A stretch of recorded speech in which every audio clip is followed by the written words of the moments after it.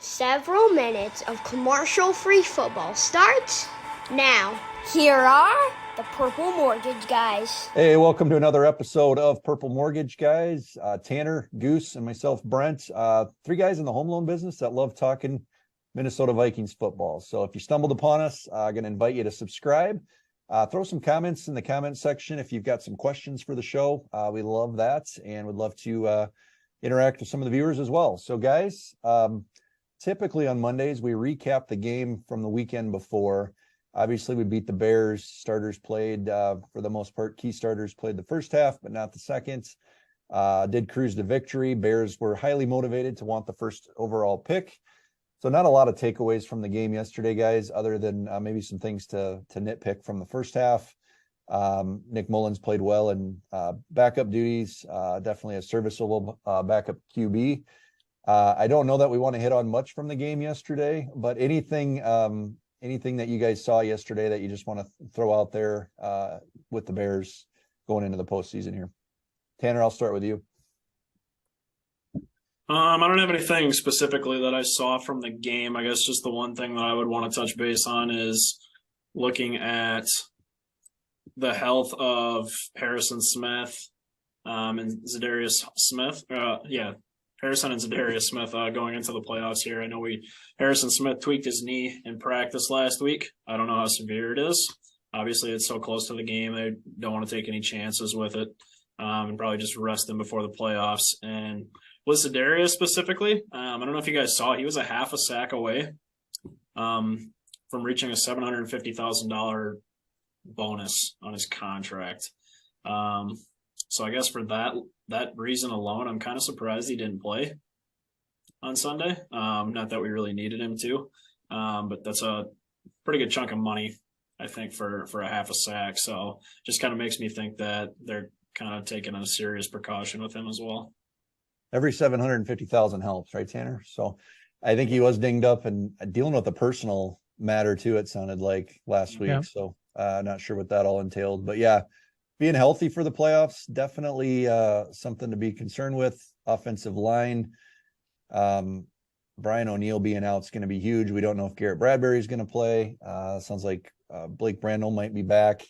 And then we saw how that's been working at right tackle. Goose, any thoughts from the game yesterday that you wanted to hit on? I think a quick overview is just, for the most part, we looked like the way I wanted us to. Obviously the Dalvin fumble was a little frustrating. But for the most part, we took care of business against a team that we should take care of business against, even with a lot of second stringers in there. And I think maybe one takeaway is that I think we've all felt that maybe Alexander Mattison has been underutilized this season. And Brent, I know you've specifically said goal line carries, but I just think in general, he's really seemed to emerge as a pretty solid player. And Delvin's had a history of injuries and now a little bit of ball security issues. And so I don't think you go away from him, but maybe seeing a little bit more of a 50-50 split or 40-60 split in Delvin's favor. I just think we need to get him the ball in his hands more. Well, yeah, I would agree with that. I think for the playoffs, more or less, I think, guys, there's three things the Vikings need to clean up a little bit going into the playoffs. And there's some things that they are who they are. They can't do much about it. They can't do much about injuries on the offensive line necessarily, and who's going to be forced into action and expected to hold up. But there are three things that I think we would probably all agree on that they could clean up. And I think number one, for me anyway, is clock management. And I think in the playoffs, one possession can make the difference in a lot of these games. We obviously won 11 games at one possession games and one score games. But yesterday at the end of the first half was a classic example of something you cannot have happen in the playoffs. And I think maybe to O'Connell's fault, like he wanted to bleed the clock out and leave very little time left for the Bears.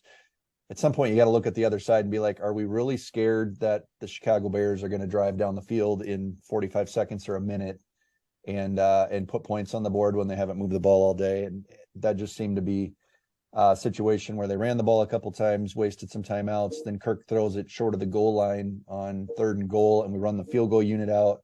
Hawkinson doesn't get off the field, and all of a sudden it's reviewed and 3 points come off the board. So stuff like that, guys, I don't think can happen in the playoffs and expect to win a close game, because you've got to be at your best. What is it O'Connell always says? Be at your best when your best required. Now's the time to do that. I don't know if you guys can think of anything else clock management wise, but for me, that's a big one for the first year coach going into the playoffs. So, yeah, I think it plays into it a little bit. First, I had noticed that the way that Kevin O'Connell maybe chose his words when discussing the field goal going into half, he took ownership like he normally does, but there was a little bit of, I got to do a better job at reminding like the players in the huddle the situation, and then he said, you either got to get out of bounds and then he said even some options in the end zone. So that to me kind of spelled out that maybe Kirk missed someone in the end zone, and he assumed that a guy of Kirk's stature and tenure in the league would know that situation. I'm not even saying it's all on O'Connell though. Like Kirk took the delay of game earlier, I think a few plays earlier, and you're right down at the goal line. There's no pressure even in the game against Chicago yesterday. So when the pressure's on and prime time, maybe at some point here, hopefully, like you've got to be able to get the play into get the play call in, break the huddle in time. And Kirk's got to be aware of his surroundings there as well. So I think overall, like, it's going to be frustrating if we see that happen multiple times in a playoff game. For sure. And that was kind of my point, is I think Kirk is unfairly evaluated as a passer, because I think he's most games a great quarterback. And the thing you would think you get with Kirk Cousins is that heady guy who's not going to make mistakes. And so to see him not use that situation and clock better was pretty disappointing. I don't know if it's necessarily clock management, but in those situations, watching the Lions against the Vikings and then play the Packers, their aggressiveness in all situations when a team is normally trying to milk the clock or run that perfect scenario where you get a 2-for-1, or I have so much admiration for the Lions just in all situations. Like, we're not going to try to run 3 straight plays and milk the clock, or be aggressive. And if you lose because you trusted your quarterback to throw it in a bleed the clock situation and you don't make the play, then I can take that. I think some coaches are afraid, I don't want to get blamed for a quarterback missing a throw. Go out trusting your guys and trying to put the game away. So that's something that in this Bears game, it didn't really matter. But like you said, Brent, in a playoff game, I want to see aggression and maybe a better clock management, but also not being afraid to put a game away or maybe pass it when everyone expects you to run the ball and milk the clock. Tanner, were you okay with some of the clock management here the last few weeks, or is there anything that sticks out to you? I don't really feel like clock management's been a huge issue, I guess, all season, just based off what we saw with Mike Zimmer. Mike Zimmer was the worst clock management coach in the league, it felt like. So KOC's already an upgrade from him. I think more so what I just want to see going forward as we head into the playoffs now is just executing in crucial spots. We had way too many times this season where the offense would come out firing on the first drive, move the ball, look like one of the best offenses in the league, and then fall flat for the second and third quarter, and we can't afford to do that again. So I just want to see them continue to move the ball as much as possible, and I think that kind of reflects on our defense as well. Keep them off the field, keep their legs fresh, and I think we'll see a big adjustment from that other side of the ball as well if the offense can do that. Well, one of the things, and this brings me to number 2 here, the second thing I think they need to clean up is the short yardage situations. And I think that goes right into your point, Tanner, of we can't afford to disappear for an hour on offense and expect to win a playoff game. And a lot of times what that comes down to is a 3rd and 2, 3rd and 1, 4th and 1, 4th and goal, whatever.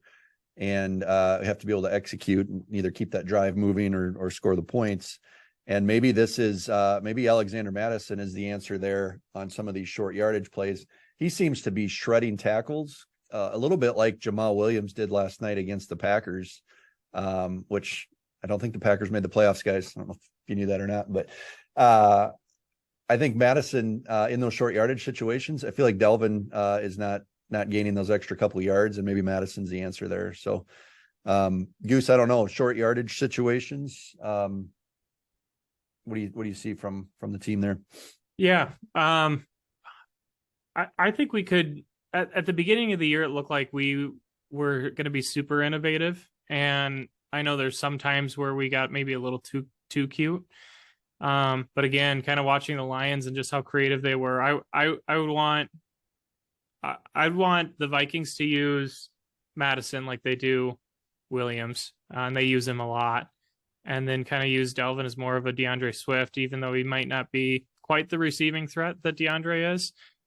So I'd like to see Madison in those short yardage situations, and then have some movement. Like if we have an extra lineman in motion, like the Lions, or just a lot of misdirection. And I think KOC has not only the tools, but also the experience coming from his offensive background to get creative and have more plays that are kind of a gimme 2-3 yards. I'd like to see some more of that. And sometimes it's felt like KOC's kind of holding some things in the chamber for hopefully the playoffs. So I guess we'll see if he's got a little bag of tricks that he's been holding on to. I would love to see some more of the Jalen Reagor, Justin Jefferson jet sweeps. Maybe throw in a wide receiver pass, just stuff to keep the defense on their toes in the playoffs here. I would love to see that again. Yeah, guys, the third thing I think they need to clean up for the playoffs, and Goose, I'm gonna mute you here and give Tanner a chance, because I know Goose is a defensive apologist when it comes to the Minnesota Vikings 2022 defense. But Tanner, I feel like the defense needs to be step up the aggressiveness, probably a notch or two, and dial up some more pressure. You might give up the big play, but if we see the Donashell defense in the playoffs, might be one and done there. So. Yeah, I mean, I don't really have much to add from what we've seen all year. I don't really expect it to change either. I just want to see them, like you said, dial up some pressure against the Giants. Daniel Jones is one of those QBs in the leagues. He's played really well this year, so you got to give him credit. But he's always going to be one of those QBs where if you can get in his head and rattle him a couple times, knock him to the ground, he's going to make a mistake. And usually the team that comes up with that wins the turnover battle is usually the team that wins the game, and that's especially crucial, I think, in playoffs. I mean, these are the top teams in the league, and these are the teams that don't make mistakes, and there's a reason that they're in the big dance. So if we can force some turnovers in US Bank Stadium and get the ball back to for Kirk and the guys, hopefully we can put up some points and win this one comfortably. Goose, do you feel good about your defense going into the playoffs against Danny Dimes? I do. The one thing I'd worry about with dialing up some pressure, I think that's important, but Dan is he's really mobile, and to rush a mobile quarterback, everyone has to be so sound in their gaps.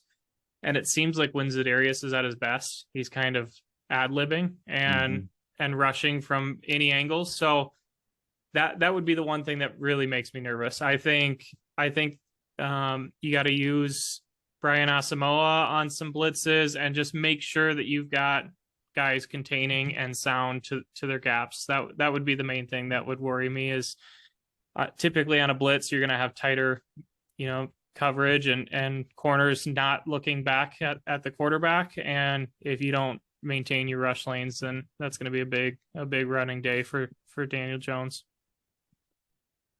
Yeah, it looked like opening line on the game, Vikings favored by 3. It sounds like the huge support or money coming in on the Giants, not only the number of bets, but also the money coming in on the Giants with that 3 points spread there. So be interesting to see where that settles before game time. We'll preview the game obviously more again this week, but just wanted to reiterate Vikings NFC North champions get the 3 seed. The rest of the division, you got the Detroit Lions finishing second in the division after that fun game we watched last night, guys.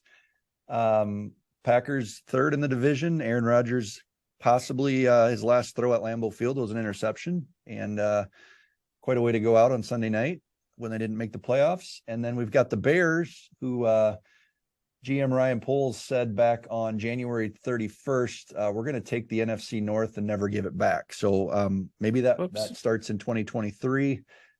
They secured the first pick yesterday with the worst record and the tiebreaker over the Texans to finish last in the North. So, guys, regardless of how the playoffs go, regular season was probably one of the most entertaining on record.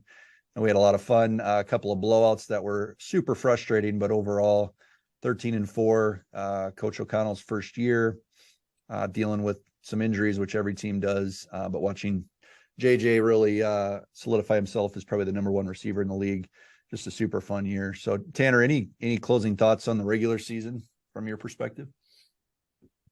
Yeah, it was an exciting year. We're never going to see another one like it. We won't.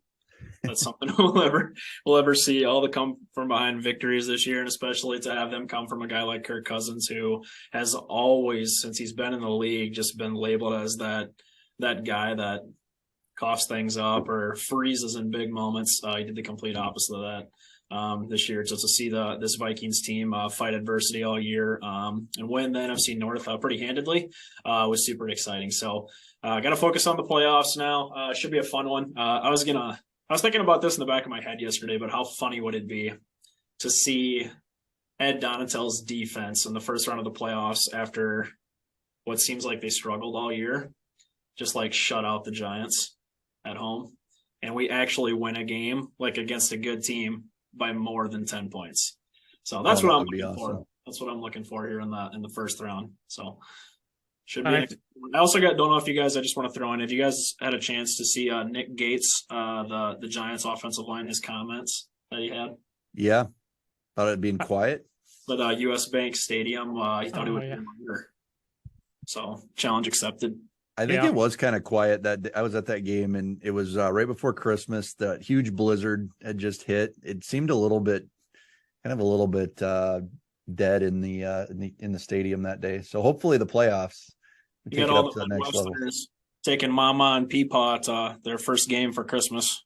Yeah, all those South Dakota and North Dakota people sold their tickets, so they weren't there. All right, guys. Well, another episode in the books. We'll come back later this week and talk about the Giants, take a deep dive and some bold predictions, Tanner's tidbits, and outlook on the game ahead. But have a great week, everybody. Packers fans, start talking draft. Guys, Vikings fans, we can start talking playoffs, and we'll see how things unfold here next weekend. Have a great week, everybody.